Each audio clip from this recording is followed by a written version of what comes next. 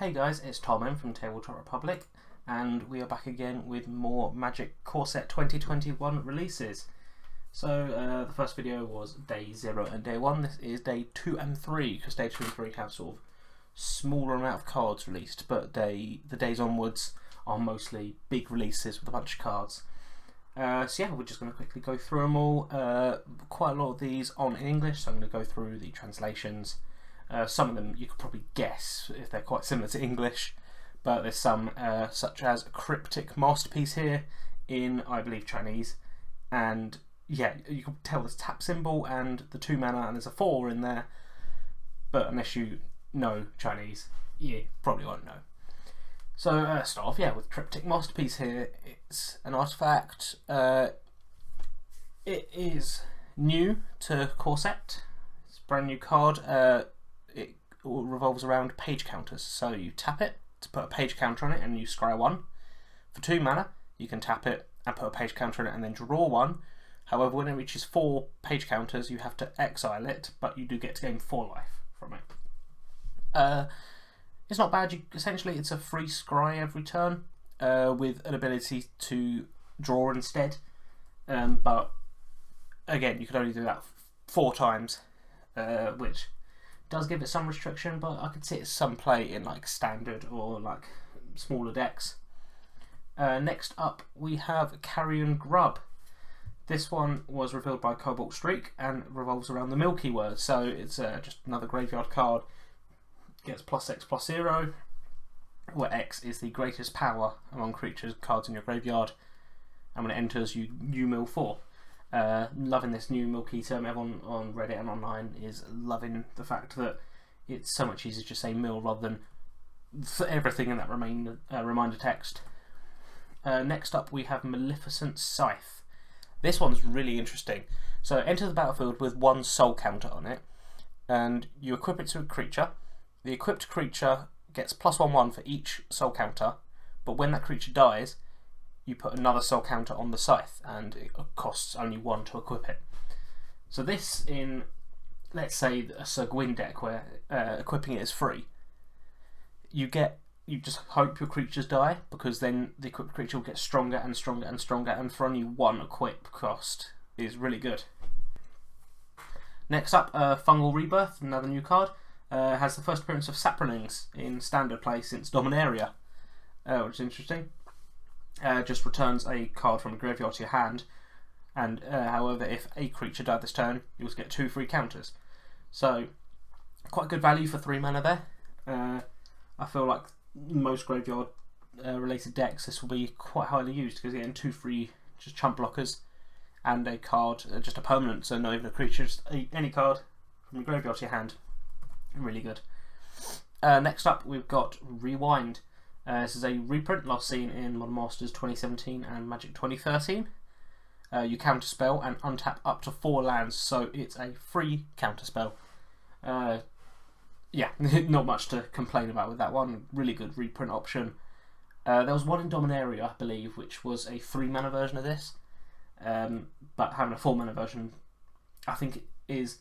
Obviously, everyone would love the 3 mana version, but having a 4 mana version I think is better for the current meta that's currently out. Then we've got Tidal Whale here.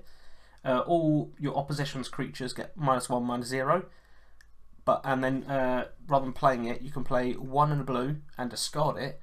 Then you get to look at the top 2 cards of your deck, put 1 in the hand, 1 in the graveyard. So it's what people are calling it like a pseudo cycle, where you discard it for 2 mana. And then you get to draw 1 and put 1 in your graveyard. So again, some graveyard plays in there. There's a slight increase in that with today's cards, but it's not just cycling, which I think is quite good. Then we've got Consecrated Veteran. Pretty simple ability. You discard a card and you tap the veteran, and he gains indestructible to end of turn. Really simple. Could be very useful in drafting formats and things like that. So I could see this getting a couple of plays, especially with human decks. Next up, you've got Tide Skimmer. It was revealed by Bloody, and then it's just a simple flying blue creature which has some draw power. Just basically the most simple, effective blue card you can get, really. Then you've got Hound, one of the new cards that was released, which has the word dog instead of hound, with the errata that came out last time. And just very red card. When it attacks, all your other creatures get +1/+0. So I could see this possibly getting some play in some red decks, but for 3 mana it might not be worth it straight away. But I could see a few decks adding this in. And finally, there is Barbed Megalodon. It is really impressive. It's 7 mana for a 5/7 with hexproof, and then when it attacks, you get to scry 1. Very odd effect for a shark, for a massive, the biggest shark I think ever known. I believe that's what a Megalodon is. Yeah,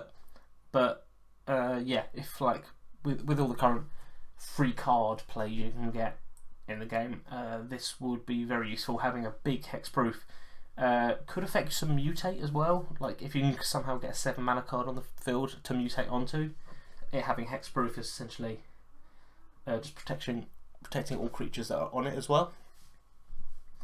But yeah, those are today's cards. There's already some of these cards were actually announced after today's cards started getting announced, and so it's all getting a confusing timeline. One of the cards that were meant to be announced was from Epic, like Epic Games, the guys who host Magic Arena on their gaming platform. They have not shown off a card yet.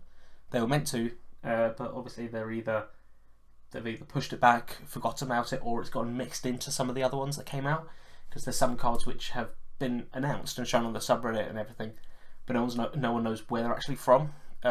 Most of them were in Chinese though, and so they're from like Weibo, I think, which is their social media platform, and like Magic are putting them themselves on that platform.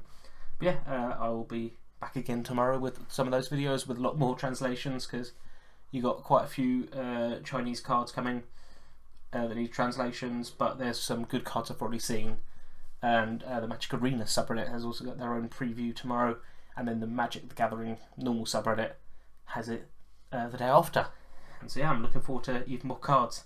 But today's cards, some good options, nothing that stands out ridiculously, but I am looking forward to the set, and I hope you guys are too, and I will see you in the next video.